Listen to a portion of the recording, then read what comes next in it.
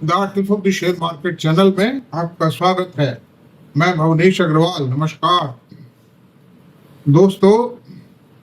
बाजार आज छठा दिन है जब बाजार रफ्तार पकड़ रहा है, तेजी की ओर जा रहा है, हरियाली फैली हुई है। छठवां दिन आज, सिक्स्थ डे कंटिन्यूअस रैली।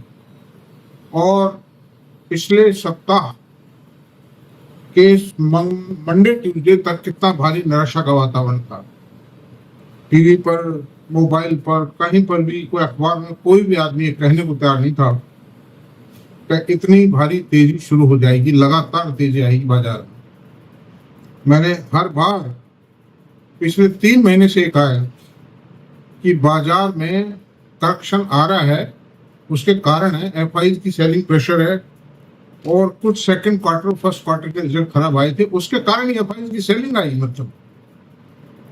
लेकिन ये इफेक्ट खत्म हो रहा है। थर्ड क्वार्टर के रिजल्ट शानदार हैं और थर्ड क्वार्टर के दौरान और थर्ड क्वार्टर के बाद में भी सरकार ने इस मंदी की संभावनाओं को समाप्त करने के लिए जो उपाय एक सरकार कर सकती है वो किए।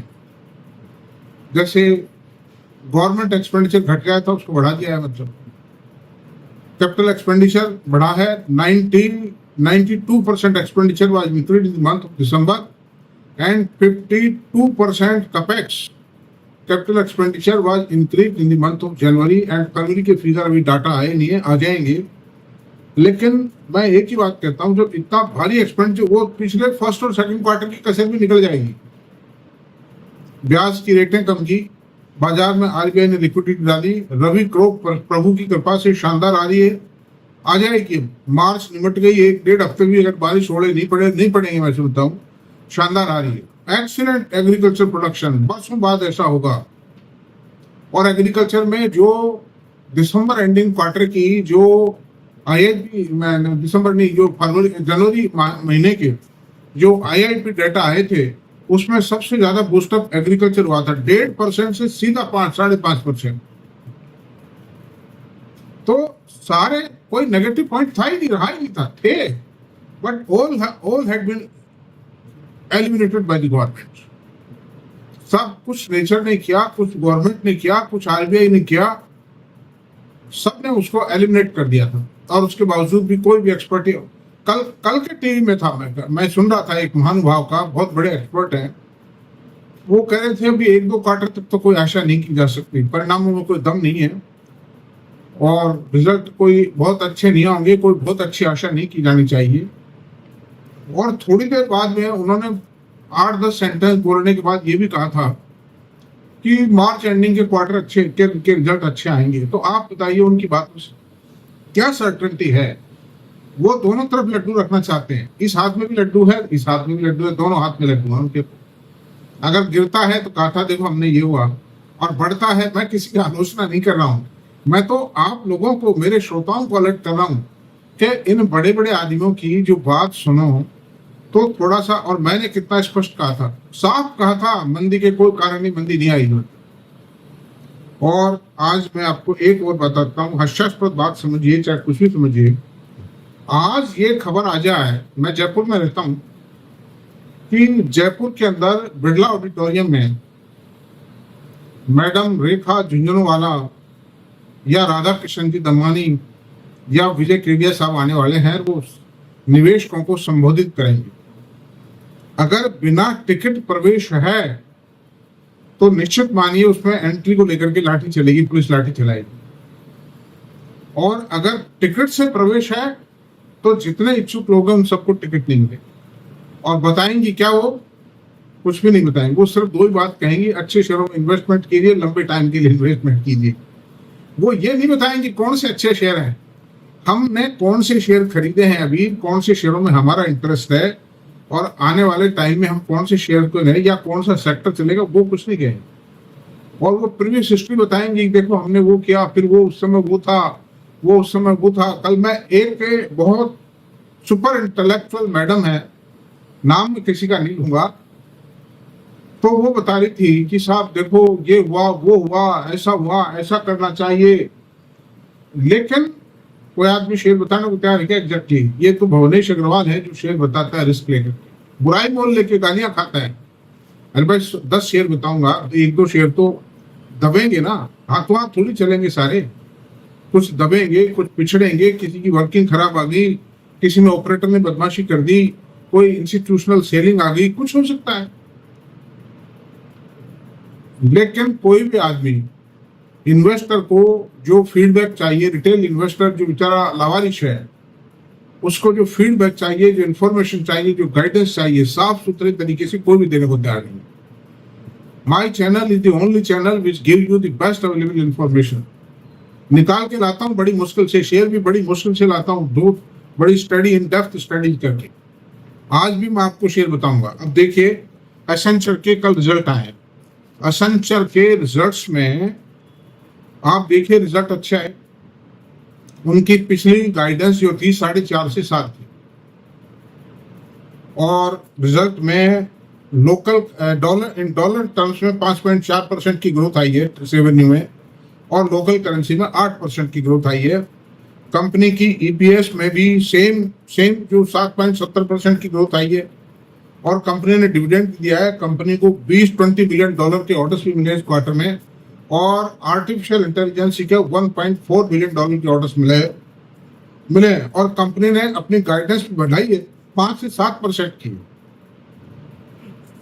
इतना जरूर कहा कंपनी ने प्रेस कॉन्फ्रेंस में कि भाई अमेरिका के जो सर्कमस्टेंसेस हैं वो बड़े अनसर्टेन है, और गवर्नमेंट एक्सपेंडिचर घट सकता है, इसलिए हो सकता है कोई प्रॉब्लम आ जाए। अनसर्टेन है, मतलब कुछ भी नहीं कहा जा सकता। रात को अमेरिका के अंदर एसेंचर के शेयर को गिरा दिया धैन 8%, 10% गिराया था, 7.25% माइनस पे बंद हुआ है, और उसके समर्थन में इंडियन आईटी शेयर भी गिर गए। और मुझे तो ये लग रहा था कि इंडियन आईटी शेयरों को आज भारत के अंदर भी, भारत में जो बाजार खोलेंगे तो 5-7% तो माइनस कर ही देंगे। लेकिन खैर थैंक्स गॉड, माइनस में किया तो था, 300-400 पॉइंट माइनस में किया था, लेकिन वो ग्रीन में आ चुके हैं। जो समझदार इन्वेस्टर हैं वो इस लेवल के ऊपर आईटी शेयरों को खरीद रहे हैं। 6 महीने बाद सही, 6 महीने बाद आ जाएगा, क्या दिक्कत है? शेयर का भाव साल के बाद आ जाएगा, आना है। आईटी के शेयर ऐसे नहीं है जो धोखा देते हैं। ये पेटीएम के शेयर नहीं है, ये स्विगी के शेयर नहीं है, ये जोमेटो नहीं है जो 350 गिर के 200 आ जाएगा, और 200 पे भी सस्टेन करना मुश्किल है। तो ऐसी सूरत में रेल विकास निगम का शेयर नहीं है भारत, और ये एनएचपीसी के शेयर नहीं। इनकी परफॉर्मेंस है, इनकी एक वैलिडिटी है, इनकी एक इमेज है, प्रेस्टीज है इनकी, मतलब, और इनकी परफॉर्मेंस है, इनके पीछे टेक्नोलॉजी है, बैकिंग है। और ये अब तो बहुत बड़ा काम होने जा रहा है। ये आर्टिफिशियल इंटेलिजेंस के कामों को टेकअप कर रही है, दुनिया भर के एग्रीमेंट कर रही है, एनवीडिया से एग्रीमेंट करती है, कभी किसी कंपनी से, कभी किसी कंपनी से, कभी क्लाउड के लिए, कभी डाटा एनालिसिस के, दुनिया भर के एग्रीमेंट। इनका कुछ तो इम्पैक्ट आएगा ना। 6 महीने ठंडा रह जाएगा, क्या फर्क पड़ता है ना? सही, I am holding in a large quantity and I am fully confident, I have no worry at all. Problems तो आती रहती है। कौन से सेक्टर में प्रॉब्लम? सीमेंट क्लियर अप कर रहा था, सीमेंट में प्रॉब्लम नहीं आई, लेकिन ये प्रॉब्लम भी ठहरेगी नहीं, सीमेंट में भी उठेगी। जब इंफ्रास्ट्रक्चर में तेजी आएगी, सीमेंट शेयर अपने आप उठ जाएंगे, सीमेंट की डिमांड बढ़ेगी, प्राइसेस बढ़ेंगी, प्राइसिंग पावर आएगी, दैट्स ऑल। तो ऐसी सूरत में दोस्तों मैं आपसे एक ही बात कहता हूं कि आप लोग घबराएं नहीं, हैप्जेड वे में काम ना करें। ट्रेडिंग जो करने वाले हैं ना, उनके लिए आईटी शेयर नहीं है। आईटी सेक्टर केवल मात्र इन्वेस्टर्स के लिए है। और मैं एक ही बात कहूंगा कि ये जो बाजार बढ़ेगा, ये भी फंडामेंटल आधारित ही बढ़ेगा।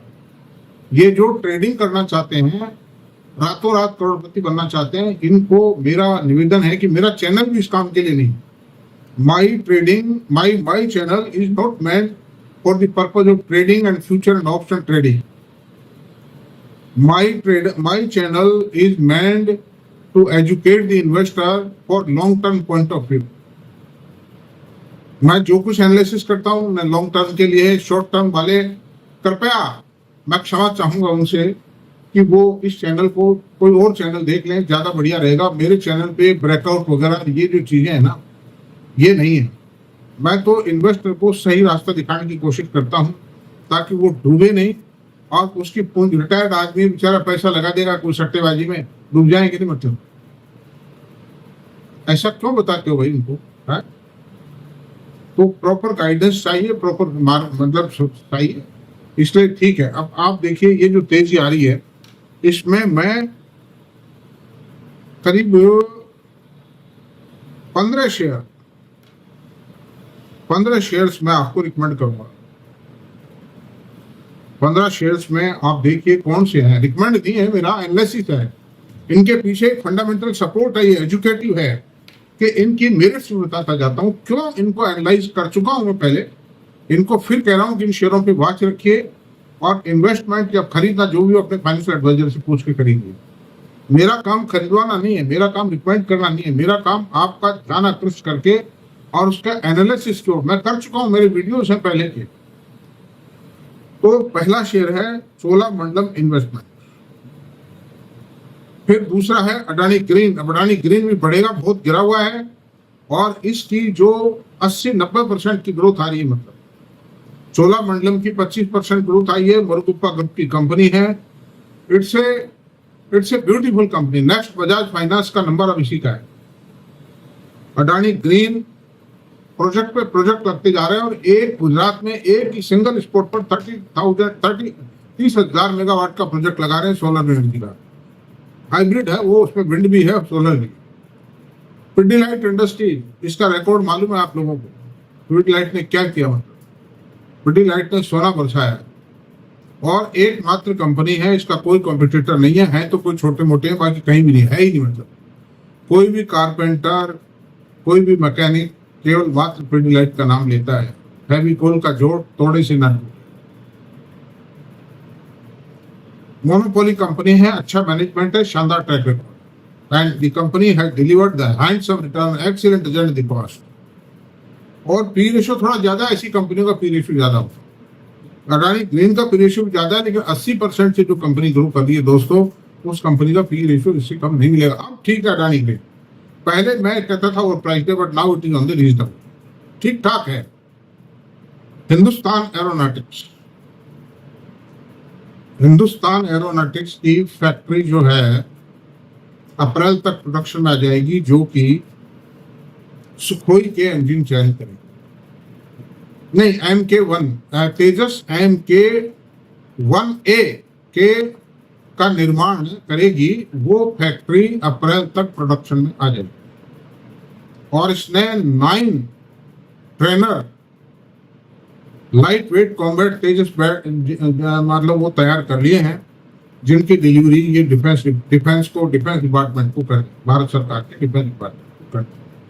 और ग्रोथ है इसमें, स्कोप है, 1 लाख करोड़ के ऑर्डर्स हैं और मिल रहे हैं। गवर्नमेंट का पूरा फोकस है, मोदी जी का ड्रीम कंपनी है। मदरसन सुन्नी सिस्टम 55% की ग्रोथ आई है। इतना जबरदस्त मैनेजमेंट है ये। हिंदुस्तान भारत की सबसे लार्जेस्ट कंपनी है, यानी कि आप देखिए कि 1,10,000 करोड़ का करीब सेल है इसकी, जो किसी भी कंपनी की नहीं। यूनो मिंडा है इससे नेक्स्ट कंपनी, उसका 12-13,000 करोड़ का। इतना गैप है फर्स्ट और सेकंड। 440 प्लांट हैं, 19 प्लांट अंडर एजुकेशन है, उनमें से भी 2 प्रोडक्शन में आ चुके हैं। कंपनी ऑटो एंसिलरी है प्लस कंज्यूमर इलेक्ट्रॉनिक्स में भी एंटर हो चुकी है और उसका प्रोडक्शन शुरू भी कर दिया 2 प्लांट्स का। मैनेजमेंट शानदार है, कई बोनस दिए हैं और बड़ा जबरदस्त रिवार्डिंग कंपनी ग्रुप रहा है। The group is honest and investor friendly. Bharat electronics 75,000 crore के ऑर्डर्स इन हैंड है। इलेक्ट्रॉनिक्स की अकेली कंपनी है हिंदुस्तान में। इसके मुकाबले इतनी रेंज, डिफेंस, एरोस्पेस, शिपिंग सबको कैटर कर, आर्मी को कैटर कर, जबरदस्त हाई टेक्नोलॉजी। कोई कंपनी बन ही नहीं पाएगी इसके मुकाबले, कोई कॉम्पिटिटर इमर्ज ही नहीं हो सकता। मझगांव डॉक शिपिंग सेक्टर की सबसे स्ट्रॉन्ग कंपनी है, डिफेंस सेक्टर की सबसे स्ट्रॉन्ग कंपनी है। This is the largest ship building company of India. Submarine और डेस्ट्रॉयर यही कंपनी बनाती है। 3 कंपनी जो गुजरात गार्डन है, कोचीन है, ये नहीं बनाती, वो छोटे काम करते। टाटा पावर की प्रेजेंट कैपेसिटी 15,000 मेगावाट की। 7,000 मेगावाट की करीब जो प्लांट है वो अंडर इम्प्लीमेंटेशन है, वो सारे ग्रीन एनर्जी प्लांट सोलर में खासतौर से वो, और 8,000 के प्रोडक्शन में आ चुके हैं। उनमें से कुछ इसमें थर्मल के लिए हैं, लेकिन इनके पास में दूसरा काम हो रहा है। बॉम्बे का, दिल्ली का ट्रांसमिशन वर्क इनके पास, और भी कई जगह ट्रांसमिशन डिस्ट्रीब्यूशन का है। ट्रांसमिशन तो है ही, डिस्ट्रीब्यूशन का भी काम है। बॉम्बे के अंदर एक छत्र बादशाह है, टाटा की कंपनी है, सक्सेसफुल कंपनी है। करीब 2 से 2.5 लाख करोड़ रुपए का इन्वेस्टमेंट अगली 4-5 सालों में करने वाली।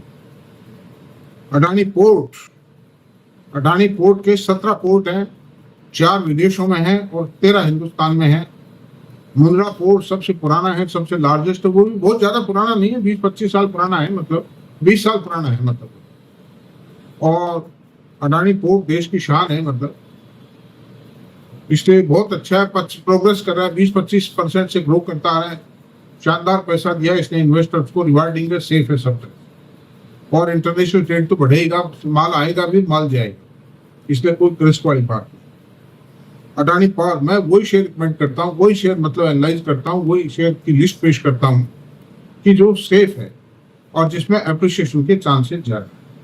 सेफ्टी भी होनी चाहिए, ये नहीं एक रात में 300 रुपए से 600 रुपए हो जाए शेयर और आप बेचने जाओ तो वो लोअर सर्किट, अपर या लोअर सर्किट बिके ही नहीं होता, काम ही नहीं कर सकता, खरीद सकता है, बेच सकता है। ऐसा शेयर नहीं होना चाहिए। एक बहुत ही बैलेंस्ड मतलब अप्रोच होनी चाहिए इन्वेस्टर की। अडानी पावर 40 रुपए की ईपीएस है शेयर की और 15-20% की ग्रोथ भी आ रही है इसमें। इनके एक्सपांशन प्लान है, इनके करीब 25-30 हजार करोड़ का एक्सपांशन प्लान है राजस्थान में और कई जगह। ये उन प्रोजेक्ट की इंस्टॉल्ड कैपेसिटी को बढ़ा रहे हैं। बांग्लादेश में इनका पैसा फंस गया था 8,000 करोड़ रुपए, वो सब आ रहा है, कोई प्रॉब्लम नहीं है। गर्मी में अब डिमांड भी बढ़ेगी, मतलब इसलिए कोई दिक्कत नहीं। IGI है Indian gemological institute of India limited, इसका खेल मालूम है। 600 रुपए से गिरना शुरू हुआ, सीधा 280 रुपए आ गए और आज 350 रुपए। मैंने वीडियो बनाया था, एक साजिश के तहत इस शेयर को गिरा दिया गया, जबकि 40% की ग्रोथ आई है रिजल्ट्स में, और रिजल्ट आके ही धराशायी है सामान। लगातार लोअर सर्किट लगते चले गए और अब अपर सर्किट लग रहे हैं। एकमात्र इंस्टीट्यूट है जिसके पास में वर्ल्ड का 50% बिजनेस मार्केट कैप्चर कर रखा, मार्केट शेयर है, जिसके पास इंडिया में 95% मार्केट शेयर है। डायमंड टेस्टिंग लेबोरेटरी है, आर्टिफिशियल डायमंड का टेस्टिंग लेबोरेटरी है, जबरदस्त काम है, मोनोपोली है, एजुकेशन देते हैं डायमंड के बारे में, ट्रेनिंग देते हैं, सर्विस सेक्टर की कंपनी है, कहाँ जाएगी? तो ये भी ठीक है। रिलायंस इंडस्ट्री देश की शान है, इतनी बड़ी कंपनी भारत में कोई भी नहीं। Petrochemical, petroleum refinery, gas, KG-D6 के गैस मतलब वेल्स, ब्रिटिश पेट्रोलियम के साथ में कोलैबोरेशन, पेट्रोल गैस और तेल निकालने के लिए। और सबसे बड़ी लार्जेस्ट टेलीकॉम कंपनी देश की, सबसे बड़ी रिटेल कंपनी देश की, सबसे लार्जेस्ट ग्रीन एनर्जी का प्लांट लगा रहे हैं, अंडर एजुकेशन जो प्रोडक्शन में आने वाला है, कोई मुकाबला नहीं। बेस्ट है, सेफ है, बेस्ट है, सेफ है और लोएस्ट प्राइस पे मिल रहा है। ये सारे शेयर बॉटम प्राइस पे मिल रहे हैं जो मैं आपको बता रहा हूँ। HDFC बैंक भी बैंकिंग सेक्टर की शान है, इसके चर्चे जबरदस्त हैं। फॉरेन एशिया के 5-6 बैंकों में से एक है। ऑनेस्ट मैनेजमेंट है, शानदार ट्रैक रिकॉर्ड है और ये इधर से उधर कहीं नहीं होता, कहीं भी किसी भी चीज पे ये नेगोशिएट नहीं करते हैं। जो जमता है इनको, इनके नॉर्म्स में आता है उसको लोन देते हैं, अदरवाइज मना कर देते हैं साफ। अब चौथी 15वीं company ICICI bank. ICICI bank में बहुत दम है।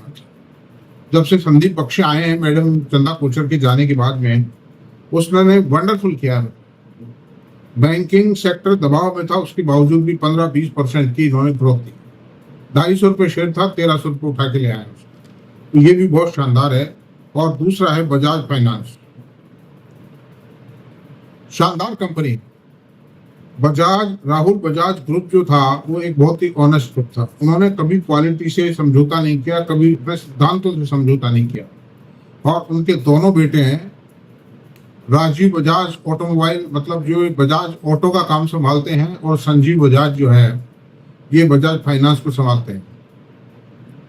बजाज फाइनेंस ने इस देश में जो 10-20 कंपनियां पैदा हुई हैं जिन्होंने इन्वेस्टर्स को माल किया, उनमें से एक कंपनी बजाज फाइनेंस भी इतना रुपया दिया है कि जिसका कोई जवाब नहीं, और ये कहीं अब भी कहीं रुकने को तैयार नहीं। 14%, 18% की ग्रोथ अभी भी आई है इसकी लेटेस्ट क्वार्टर में, इतने बड़े बेस पर भी आई। मैं HDFC के और बड़े बड़े बैंकों के जो प्राइवेट बैंक है, जो मोस्ट एफिशिएंट बैंक है भारत के, उनके कई अफसरों से मेरी मुलाकात हुई, तो वो ये कहते हैं कि बजाज फाइनेंस के जो सिस्टम है लोन प्रोसेसिंग के, वो इतने फास्ट हैं कि हमारे सिस्टम भी उतने फास्ट नहीं है, जबकि हमारा तो बहुत बड़े ऑर्गेनाइजेशन है, आधे घंटे में लोन प्रोसेस करके लोन दे देते हैं उसको। तो इस कंपनी का कौन मुकाबला कर सकता है? Best company. इस तरह से दोस्तों बाजार मैं समझता हूँ ग्रीन ही रहेगा, छोटे मोटे झटके आए। और कल तो FI ने माल खरीदा है 3200 करोड़ रुपए का। जो ये कहते थे कि FI तो बेचेंगे, मतलब जब बुरा समय आता है तो कोई न कोई कमी निकाल ही देते हैं। तो दैट्स ऑल, इतना काफी है, 21 मिनट हो गए, काफी आज। Thank you very much. Subscribe कर दीजिए।